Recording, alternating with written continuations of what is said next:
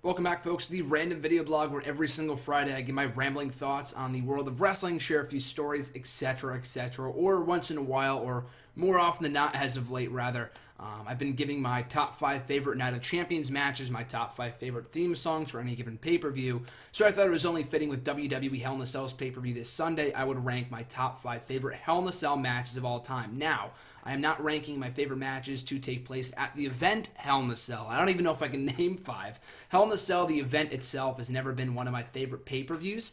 It's been kind of good, not always great, I feel like. Hopefully this Sunday will break that streak. Last year was good, but I don't know, it's never been one of my favorite pay-per-views because as people have brought up in the past, and rightfully so, I feel like the match itself should just be a match. That's not really a great excuse because I love the TLC pay-per-view, which has more often than not been very, very good. But still, I feel like the TLC match should not be a pay-per-view. Same thing with Hell in a Cell, Elimination Chamber, etc., etc. It's just because I feel like it takes away from the specialness of the match. But anyway, Hell in a Cell has always been a great stipulation. It's always been one of my favorite matches, so therefore I have compiled my favorite Hell in a Cell matches of all time. Now, unlike with previous lists that I've done, these matches will encompass the entire history of Hell in a Cell. Dating back from Shawn Michaels versus Undertaker, Hell in a Cell number 1 at Bad Blood 1997, to last year's main event between Dean Ambrose and Seth Rollins, so at the 2014 Hell in a Cell pay-per-view. Because normally I do not do that because I haven't seen every WrestleMania match of all time, or technically I have at this point because I've watched them all on the network, but you understand where I'm coming from. But I don't have it with me, it's over there actually, but I do own the Hell in a Cell compilation DVD that WWE released a couple years ago with every single Hell in a Cell match from 1997 to 2007, with the exception of Taker versus Big Boss Man, which I've gone back and since seen and watching WrestleMania 15, I think it was, which was awful, so I'm so glad it was not included.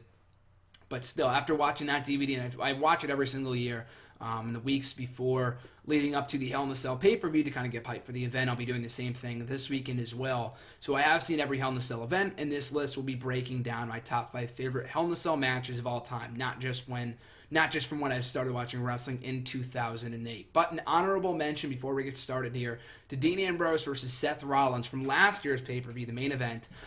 Like I said, the Hell in a Cell pay-per-view itself has never been among my favorite events of the year, mostly because when they do the Hell in a Cell pay-per-view, or the matches themselves at the pay-per-view, they just don't feel special. Oh, it's October, let's do Hell in a Cell. It doesn't really feel like it's been building over an extended period of time. However, with this match, this was the one match, I feel like, in the many years, in the 6 or 7 years we've had Hell in a Cell pay-per-views, this was the one Hell in a Cell main event that I feel like it was justifiable in having the Cell stipulation. Ambrose and Rollins had been feuding for months, for over 4 or 5 months at this point, by late October, dating back to early June, when Rollins first turned on Ambrose, and the two had been feuding ever since.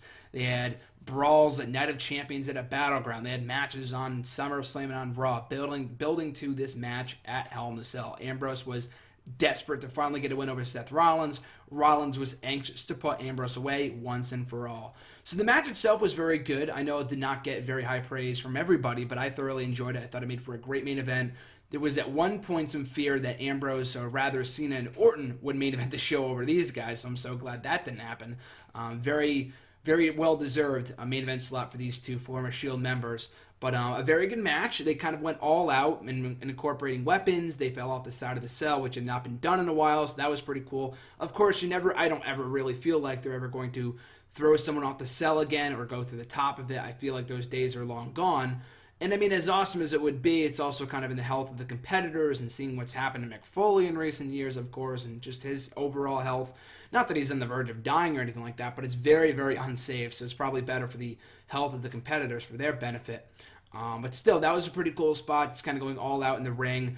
The only real grip with that match that cost a spot on this list was the ending, when Bray Wyatt just kind of randomly showed up out of nowhere, which was cool at the time. I didn't hate on the finish. I thought it was fine at the time. Looking back, I'm thinking it's kind of dumb in that interference in any Hell in a Cell match, and I'm kind of thinking back now. I'm looking at my top 5 list. I don't think there's been any interference in any of these matches, in my top 5 anyway, which I'll get to in a minute or so. I just feel like it's a waste. Same thing with steel cage matches. It completely defeats the purpose of the cell structure to have interference from people on the outside. Now, if it's a manager, I can kind of understand that. But when the cell door is opened and Triple H comes running in, or Bray Wyatt shows up out of nowhere with the Mirage and the hologram of the girl, like that stuff was kind of hokey. And the feud itself between Wyatt and Ambrose was kind of less than stellar. Did not really live up to the lofty expectations that many had set for it. So that was kind of disappointing overall. But still a very, very good match. And like I said, earns an honorable mention on this list. So ranking it at number 5 on my top 5 favorite Hell in a Cell matches of all time, from WrestleMania 28, The Undertaker versus Triple H. Now this was the one Hell in a Cell match that we've gotten in recent years, unless there's been another one, but I'm pretty sure it's the only Hell in a Cell match since the event's inception in 2009 that did not take place at the pay-per-view. It took place at WrestleMania 28, and initially I was not really looking forward to a rematch, another rematch between Taker and Triple H at WrestleMania. We'd already had their first match, WrestleMania 17, so for them to do it 10 years later, WrestleMania 27, I thought, okay, it's fine, kind of going off the story that Taker retired Triple H's best friend, Shawn Michaels, and that Triple H wanted to do what HBK couldn't in breaking the streak of The Undertaker WrestleMania. That I get, made sense. Wasn't a huge fan of that match. I've gone back and watched it since. I like it more now than I did then, but I thought it was boring at the time. Good match. Best match in the entire show, hands down. That awful WrestleMania 27. But still, I was not really all that pumped for a rematch. I would have rather seen Taker face a fresh face or a new person that he's never faced off against the WrestleMania before.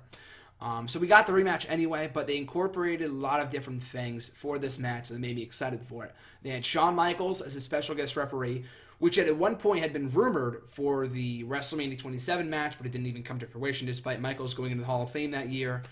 What else? Also, they had, of course, this Hell in a Cell stipulation, which didn't really come into play all that much in this match at WrestleMania 28, but still just the allure of the structure being there I thought was pretty cool, because all three of these guys, Michaels, Triple H, and Taker, had all faced off against each other inside the cell at one point or another.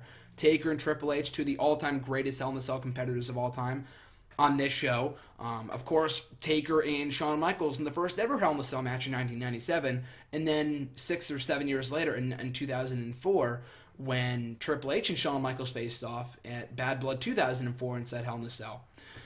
So, I mean, these guys had so much history. It was not, of course, it was never planned from the get-go, but, nearly 15 years of a feud between these three guys, whether it was HBK and Taker, or Triple H and HBK, or Triple H and The Undertaker. These guys had so much history with each other dating back to 1997, so for it to all culminate in this one match. And granted, the in-ring action was not amazing. It was not exceptional. I know Bret Hart has gone on the record, and I love making fun of this, but Bret Hart has gone on the record and saying that it was a 3 best 4 out of 10 tops. This match was from his perspective, but I have to respectfully disagree with the greatest wrestler that ever lived, or one of the greatest wrestlers that ever lived. The best there ever was, and ever will be in Bret Hart. Got to disagree there. I thought this match was great, if only from a storytelling perspective. It's the exact reason why I still want to see Taker and Sting at WrestleMania, is because I feel like it would be a story worth telling, and this match was a great example of that. That one spot you thought for a second, I mean, at this point, by 2012, everyone thought the streak will never end. Of course, it did end 2 years later, but by this point, a lot of people just thought it's never going to end, so why even bother buying into the near falls? But despite that, we still bought into the near falls regardless at all these WrestleManias, because they do such a great job of not only contesting a great match, but telling a stellar story.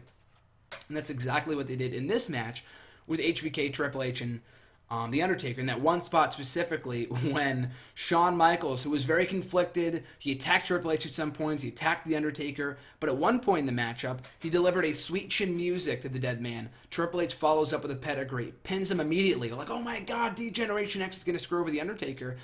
And it really wasn't all that out of the ordinary, all that illogical for Triple H, from a legitimate standpoint for him to break the streak, considering he's in charge. He's put himself over other people before during his reign of terror from 2002 to 2005. So it really wasn't all that illogical to think that he might put himself over and have himself break the streak. So for Shawn Michaels to help him do so was like, oh my god, they're going to screw over The Undertaker. And then Undertaker kicked out at the last possible second, Great pop, great moment. Probably the biggest highlight from that match, other than the ending, which I'll get to in a minute. But like I said, the cell structure didn't really come into play all that much. I don't think either of them bled. I think Undertaker bled maybe very, very briefly. Not like, of course, he didn't cut himself open. It just might have happened. But a lot of these other matches did have blood, and I'll get to that briefly. But I thought this match was great. The ending with Undertaker winning with the tombstone and all three hugging to close out the match as they walked up the ramp, and Undertaker and HBK embracing Triple H and them looking back at the ring was amazing. And I personally thought that should have been the end of The Undertaker. I know we've got a lot of great years out of him in recent years at all these different WrestleManias, but I just feel like that should have been the end for The Undertaker, and I thought it was a great way of kind of going out. Excuse me, my laptop is messing up the charger.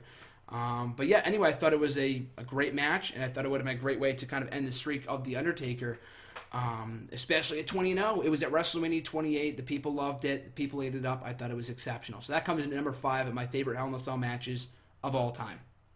Coming in at number 4 on the list is none other than Brock Lesnar versus The Undertaker from No Mercy 2002. Now, these two, of course, will be facing off this Sunday inside the Hell in a Cell. So don't get your expectations too high after watching this match on WWE Network. Like I said, I have it on the DVD, on the Hell in a Cell competition DVD. But this is the one match. And the funny thing is, I forgot to mention this at the top of the video. But I had a few roommates, and not the same roommate I have now. But the two roommates that I had my freshman year of college were not wrestling fans. One was completely against it. Not against it, like he didn't hate wrestling, but he was very judgmental about it. He was kind of an asshole about it. The other one didn't really care, probably because he used to be a wrestling fan when he was younger. He loved Triple H, I guess he said. But I was watching the DVD one of those nights right before Hell in a Cell, and somebody else came over, and they just happened to be over. But I was watching that Hell in a Cell DVD. We got some food. We were watching some of the matches on the DVD. Specifically, a lot of the ones that took place the early Attitude Era. A lot of the ones, I mean, of course, by that point, they didn't have the pay-per-view matches on there from 2009 to present day on that DVD, so we didn't watch any of those. But even my roommate now, when we watched this DVD last year, has seen some of these other matches and be like, he's watched them today and be like, they're not the same as they used to be. And like, I know, you just kind of got used to it and just adjust yourself to knowing that there's not going to be blood or going through the ring. Like I showed him the Mankind versus Undertaker match from King of the Ring 1998. And of course, he's watching Ambrose and Rollins and like, why aren't they going to the top of the cell? Why aren't they bleeding heavily? I'm like, it's just not that kind of age anymore, unfortunately. But going back to what I was originally saying, we watched the six-pack challenge, the Armageddon match. They love that match. I mean, it wasn't one of the greatest cell matches of all time. It was kind of a clusterfuck because you had 6 people in there, but 6 of the greatest of all time, and a very chaotic yet fun match. But we also watched the next day, when it wasn't with everybody, it was just me and the other roommate, we watched Taker and Lesnar from No Mercy 2002, and they loved this match. A lot of blood, a lot of hardcore stuff, and people, the casual viewer that aren't wrestling fans will like those kind of matches, where there's a lot of blood, a lot of hardcore action. Not so much focus on the story. If there's a story, great, but they'll mostly focus on the bare knuckle brawling, the blood, the crimson mask, as Gordon Soley would say, that kind of stuff, And I think they really attached themselves to this match because that's exactly what this match was. It was a fucking bloodbath. Brock Lesnar took Taker to his ultimate limit, and this was still his rookie year. He was just coming off his clean wins against Hulk Hogan, The Rock, and everybody in the summer of 2002, winning the King of the Ring and then subsequently the WWE Championship, going over to SmackDown, his first challenger, The Undertaker. Undertaker was having no part of his shit and really wanted to test the mettle of the rookie Brock Lesnar. And they had a great match as a result. And like I said earlier, the interference, this is, I think, the only match on this list that any sort of interference whatsoever. And that's what I loved about it. Other than Paul Heyman. He was the only one that technically interfered, but he never got in the cage at any point, if I recall correctly. He was only in the outside of the cage, and Taker grabbed Paul Heyman's tie and smashed him into the cage wall. Heyman was bloody to ringside. Taker was a fucking bloody mess. Brock Lesnar was bleeding all over the place.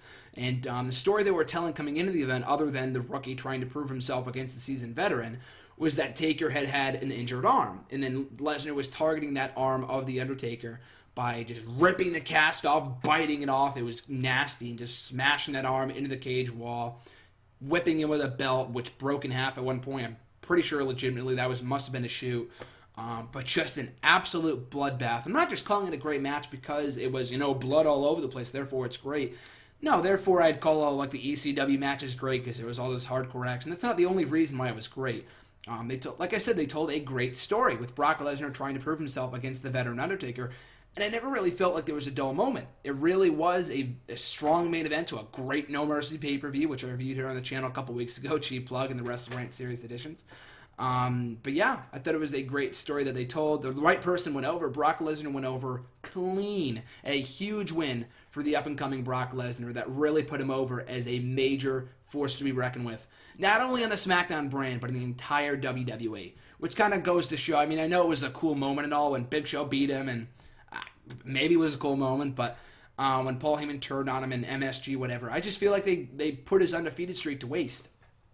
They could have had someone else. I know Lesnar was getting over as a babyface that period of time. They probably had to turn him, much like they did a couple months ago, almost the exact same situation. But I feel like his first loss, after beating the likes of Rock, Hogan, and Taker clean, he could have beaten... they didn't have to have Big Show be the one to end his undefeated streak. And that's another rant for another day, but I thought this match was exceptional. So after that, coming to number 3, my favorite Hell in a Cell matches of all time, Triple H versus Shawn Michaels from Bad Blood 2004. Now, a lot of people don't like this match from what I've been seeing as of late, and a lot of people called it boring, which is a rightful argument. But I love the match, not only just because the match comes in, it ranks in as the longest, by far, the longest Hell in a Cell match of all time at almost 50 minutes, 47 minutes this match was, I believe. And just because I feel like maybe I'm just a bit biased in that I love the feud between Triple H and Shawn Michaels. I wasn't a fan of that time. It's not like I grew up in 02 to 04 and I was attached to that rivalry as much as I was, Punk and Cena from 2011 or Orton and Christian from that same year. It was a little bit different just in watching their SummerSlam matches and the video packages and how they can really have a feud. Much like, that's why I love the feud between Ambrose and Rollins. It's because they can have a feud go on for over 2 years. That's impressive in and of itself. But to have a feud go on for 2 years, have as much history behind it as you do, and then to have the guys kind of go off and on, they face off at this pay-per-view, but not this one. Stuff like that I thought was amazing. And the various different stipulations they faced off in. 3 stages of hell, no disqualification, Hell in a Cell, all these different stipulations, and they exceeded in every single one, including this one. Like I said, this match was very, very long, so you might not enjoy that kind of thing. Unlike the previous match, it was dull at some points. They had to, but I thought where it made up for in those moments, it made up for in the great story that they told. The culmination of an amazing 2-year rivalry between 2 of the greatest of all time. 2 guys that go back all the way to 1997 at the very start, where the seeds were planted for D-Generation X. So 7 years later, they're blowing off this iconic feud inside Satan's Structure, Triple H's matchup, so to speak, and it had been for about 4 years at this point. Shawn Michaels faced off in the first ever Hell in a Cell match in 1997.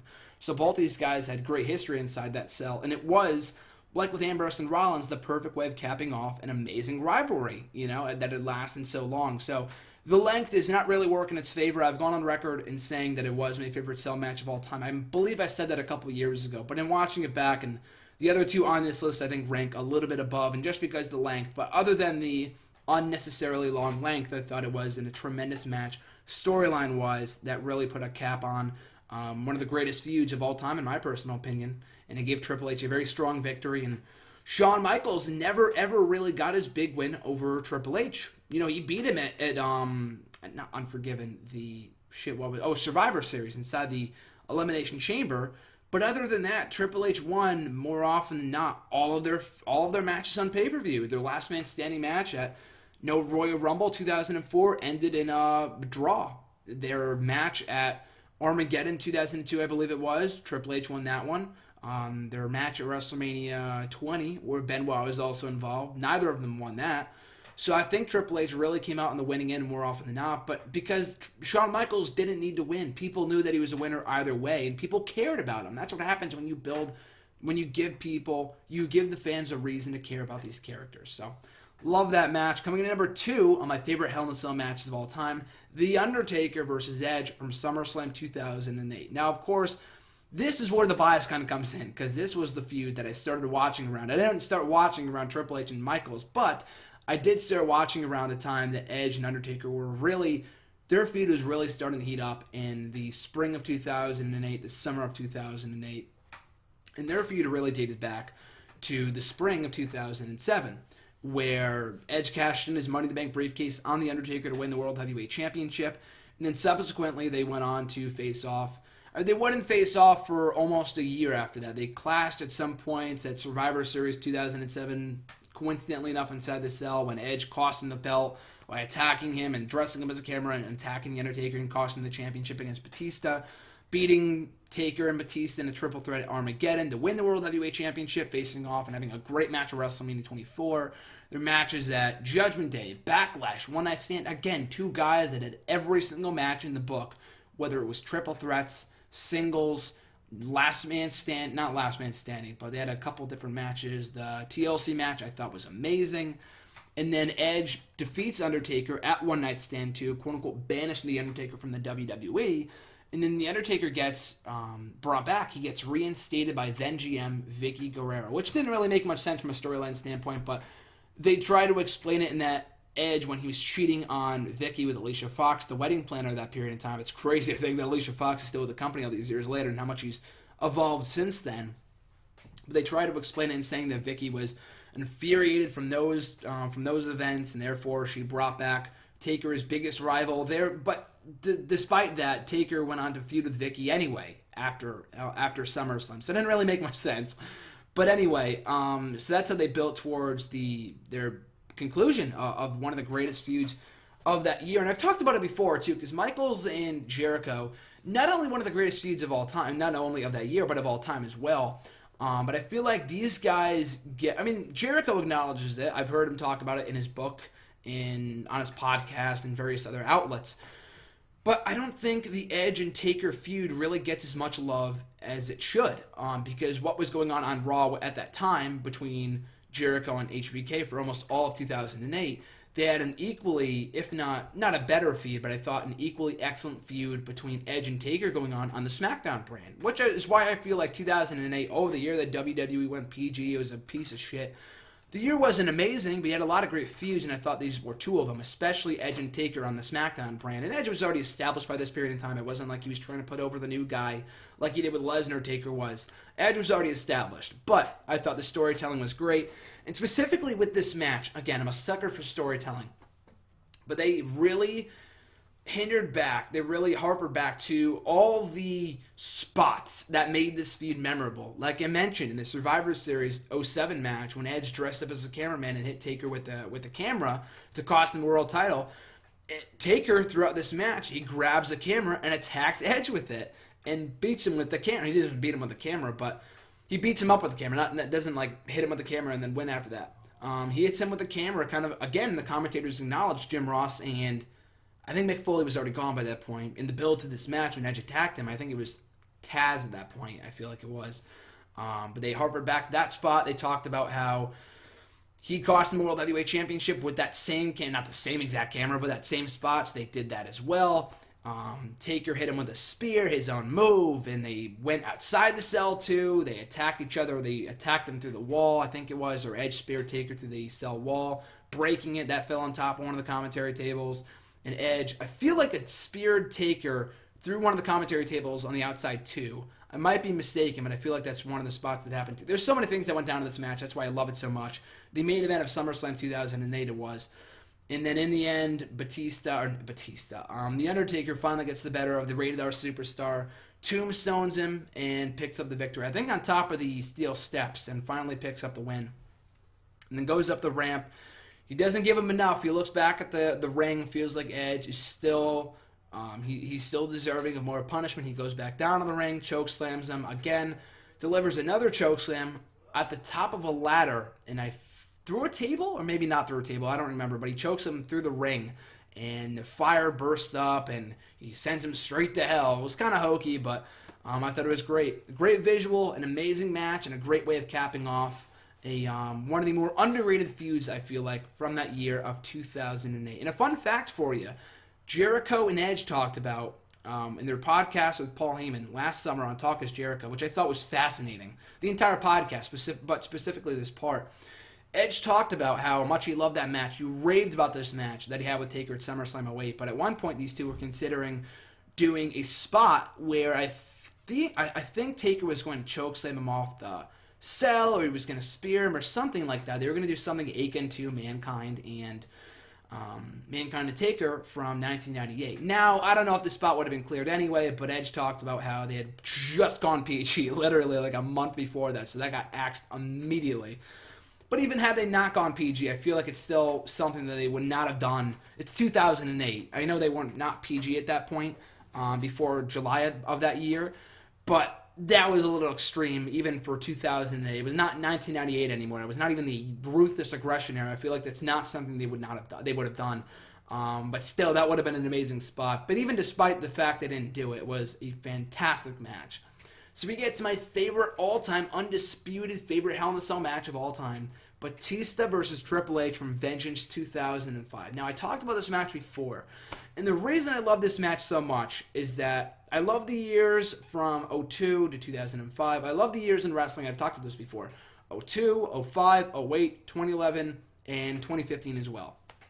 But 2015 was the birth of many stars in WWE. You had Batista first and foremost, John Cena, Rey Mysterio, Edge, Randy Orton. All these guys had breakout years in 05. Orton went on to face one of the greatest cell matches, or one of the greatest cell competitors of all time, The Undertaker, in Armageddon of that same year. Rey Mysterio had a breakout year in his feud with Eddie Guerrero. Edge won Money in the Bank. Batista and John Cena won World Championships. So this really was the coming out party for all five of those guys in the year of 2005. And again, I love the year of 05, but specifically all the feuds they had to offer. This one being a prime example. Batista and Triple H, just the way that it was organically built up. I mean, you ask anyone, they'll tell you that the original plan for WrestleMania 21 was to do Randy Orton versus Batista, or rather Randy Orton versus Triple H. But because Batista was becoming the more over of the two in the build-up to WrestleMania, they nixed that. They had Batista win the Rumble instead. They had Orton go for the championship at Rumble and lose. And they did Batista and Triple H instead at WrestleMania, which I think worked out for the better. Orton would go on to become a main event megastar anyway. But Batista was the more organic, was the more over of the two organically at that period in time, and it worked out well. Their match at WrestleMania, it's not a great wrestling classic, but I thought it was very, very good. Good match at Backlash. But I loved this match. And again, really, the storytelling with Triple H just taking Batista, no pun intended, to hell. Batista talked about in his book and how much it sucked to take the chair spot with the barbed wire wrapped around it. Everything about this match, again, a bloody, just an absolute bloodbath. And Triple H was like the Ric Flair of these cell matches. In that, in every single cell match that you watch, for the most part, 9 times out of 10, Triple H will always be the first one to bleed. I don't know what it is. Maybe he learned from Ric Flair, his mentor. But it's just fascinating to watch, and especially in this match, too. He's also the first one to bleed. But these guys really, really go all out. No interference from Evolution. No bullshit. Just a clean 1, 2, 3. Batista lifts up Triple H for the Batista bomb. Triple H has like the sledgehammer in his hand, about to beat Batista with it, but he hits him on the Batista bomb before he can, picking up the clean win. And they hug afterwards on the DVD extra. I always heard, oh, they hugged after the match, whatever. And I'd never seen it. You don't see it on the DVD. You don't see it at Vengeance. I mean, if you have the Vengeance 05 DVD, and I bought it at some show I went to a couple months ago for like $5. It's not on the network, but it's on some. I'm sure you can find that on YouTube. They encounter each other backstage. They share a hug, and it's really solidified Batista as a star. And I think this was Triple H's first loss ever inside the Hell in a Cell. Batista's never lost a cell match. Granted, it's not saying much. He's only had 2 of them. This one and the one he had with Undertaker in 2007. But both matches were great, specifically this one, but it really put over Batista in a huge way. He had beat Triple H clean at both WrestleMania and Backlash, but to beat him in his own match. And you could say that Hell in a Cell is owned by The Undertaker, and I will not argue with you there. But Triple H is as big a part of that match as Undertaker is, the Hell in a Cell stipulation. So for Batista to beat him clean in the middle of that ring at Vengeance 05, inside his own match, inside Satan's structure, inside Hell in a Cell, really solidified Batista as a main event player and a megastar for the years to come. I mean, by that point, he already was the future, so to speak, of the industry. But still, for him to beat Triple H, his arch rival, 3 pay-per-views in a row, was unprecedented for any Triple H rival from the time he debuted to 10 years later in 2005. So love that match, love watching it back, look forward to watching it back again this weekend and watching my Hell in a Cell compilation DVD. But I would love to hear from you guys. Sorry for the lengthy video. I know this is very long, but and almost as long as the Triple H HBK match from Bad Blood 1997. But anyway, would love to hear from you guys and find out what your favorite Cell matches are of all time. Be sure to hit me up on the Twitter at WrestleRant. Find me on Facebook at facebook.com/scream.Matthews, or leave a comment on this very video in the comment section below with your favorite Cell matches, what you thought of my list, whether I left something out, whether you feel like something on this list was not worthy of being as high as it was. All opinionated, all subjective, so I would love to hear from you guys nevertheless. Enjoy Hell in a Cell this weekend. I'm Graham Juice Matthews, and I'll catch you guys down the road.